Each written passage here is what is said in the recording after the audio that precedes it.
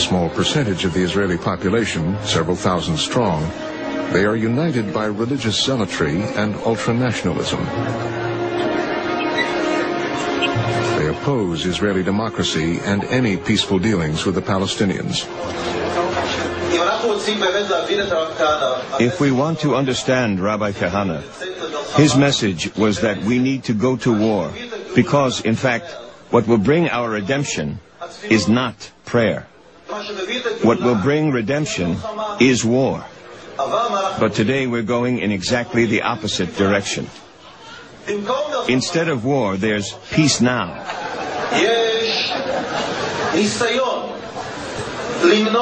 There's an attempt to prevent war at all costs. And if we can force the army to go back to being offensive, an army of revenge, an army which cares about Jews more than anybody else, then we'll be able to bring the final redemption in the only way possible, through war. War now.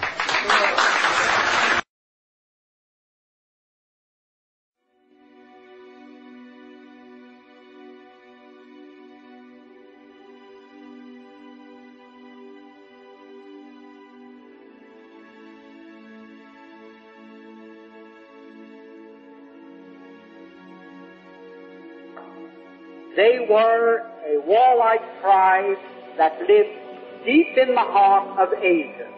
And they were so warlike that even the Asiatics drove them out of Asia into Eastern Europe. And to reduce this so you don't get too confused about the history of Eastern Europe, they set up this big Khazar kingdom, 800,000 square miles. Only there was no Russia, there were no other countries, and the Khazar kingdom was the biggest country in all Europe. So big and so powerful that when the other monarchs wanted to go to war, the Khazars would loan them 40,000 soldiers. That's how big and powerful they were. Now, they were phallic worshippers, which is filthy. I don't want to go into the details of that now. It was their religion, the way it was the religion of many other pagans or barbarians elsewhere in the world.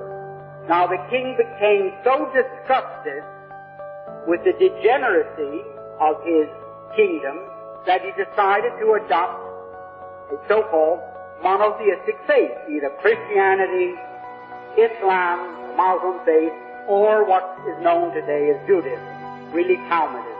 So, like spinning a top, he said, eeny, meeny, miny, mo, and he picked out so-called Judaism. And that became the state religion, and he sent down to the Talmudic schools of Tel Aviv and Surah, and brought up thousands of these rabbis with their teachings, and he opened up synagogues and schools in his kingdom of 800,000 people, 800,000 square miles, and maybe 10 to 20 million people, and they became what we call Jews. There wasn't one of them that ever had an ancestor that ever put a toe in the Holy Land, not alone in Old Testament history, but back to time, the beginning of time.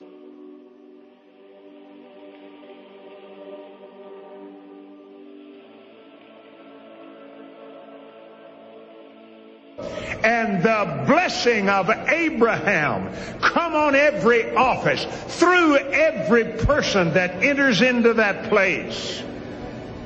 That the blessing flow beyond any manifestation that any of these people have ever seen. And suddenly they will say, we can no longer turn our backs on the nation of Israel, and we will stand, and we will be firm, and we will win and not lose. We killed Jesus, we're proud of it. This is my land. This is not your land, it belongs to these families. You son of a bitch. We're gonna kill you on the coast. That's what I mean, son of a shit. This is my land. God gave it to me.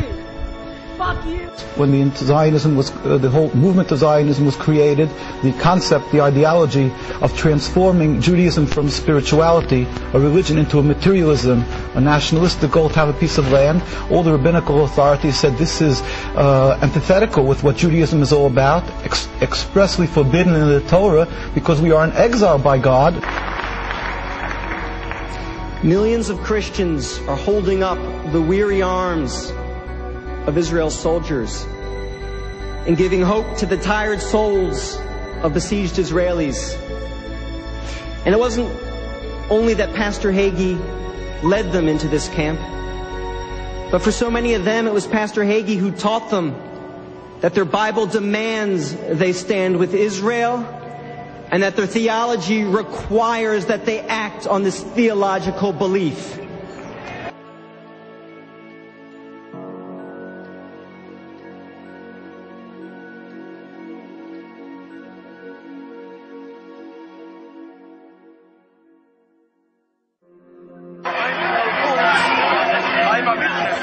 I know the Arabs are very good. No problem till the Zionist movement start. My grandmother told me before the Zionist movement start, they babysitting each other, the kids.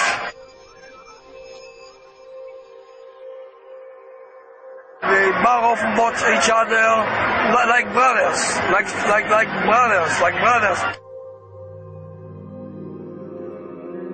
The idea of Zionism take away the land from the Palestinians to the Arabs, starting the whole fighting. Not Arabs the problem, not Jews the problem, not Judaism, not Muslim, only Zionism. You implied that Israel has the right to exist because of what happened to the Jews during World War II. Why in Palestine? Don't the Palestinians too have the right to a secure homeland? Why do they have to suffer and make way for the Jews? Look, we can go back and we can argue over the birth of Israel, the justice of the birth of Israel. We can argue over whether or not there should be an Israel. There is an Israel today. There's a strong Israel today, a vibrant Israel that is not going to disappear. Palestinians have missed opportunities. There is an opportunity today. I don't see any useful purpose in arguing over what justifications Israel has to exist. Israel has all of the justifications in the world to exist. And I don't even think it's appropriate to question the reason why Israel exists. Thank God that there is at least one Israel. An Israel where Jews can live if they want to. They don't have to live there. But if they need refuge, if they want to live in a country that is a Jewish homeland, that's fine. And I think, as I said before, all of us should be delighted that we happen to be around at a time in this world when there is this Israel. To deny Zionism, to reject Zionism, is about as racist an element as you can get. Why should all of these people, Palestinians and others, deserve a homeland if the Jews can't have a homeland? Have not the Jews suffered enough all of the... I suppose it wasn't missed on anyone in the audience that Mr. Glitzer was deploying that same familiar lawyer's tactic. The question that was put to him was, if we accept the legitimacy of the state of Israel, why don't we also accept the legitimacy of a Palestinian state? And then Mr. Blitzer went on to tell us all the good reasons why we should accept the legitimacy of the state of Israel, something which, by the way, I concur with. But that still doesn't answer the question.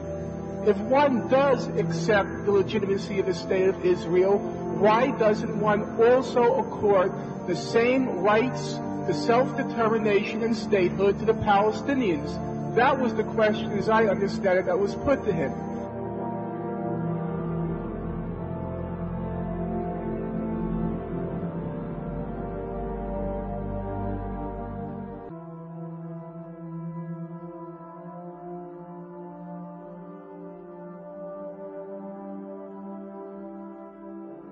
Often when there is dissent expressed in the United States against policies of the Israeli government, people here are called anti-Semitic. What is your response to that as an Israeli Jew? Well, it's a trick. We always use it. when from Europe somebody is criticizing Israel, then we bring up the Holocaust.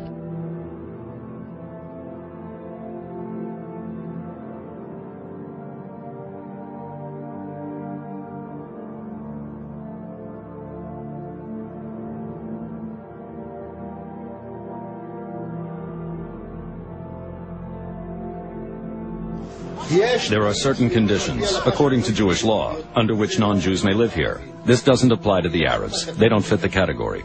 They have to get the hell out. Whoever leaves under his own steam will save his own life. Whoever doesn't will have to pay the price. This is the land of Israel.